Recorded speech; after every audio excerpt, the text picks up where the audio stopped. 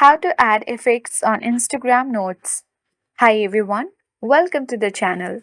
This is Rose and I'm here to guide you on how to add effects on Instagram Notes. Watch the video till the end and without any further ado, let's dive right into the video. Launch Instagram app on your device. Sign in to your account. Select Messenger icon at top right corner of the screen. Tap your note at top left corner of the screen.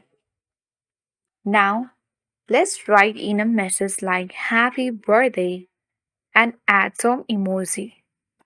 If you don't find it, you can tap and hold the emoji icon next to the globe icon. Select emoji and then you can add any emoji of your choice.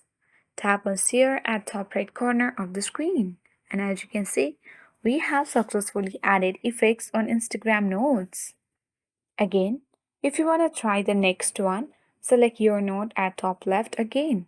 Tap Leave a new note. Let's type in Merry Christmas and add a emoji. Tap to your icon and that's it. We have added effects on Instagram Notes.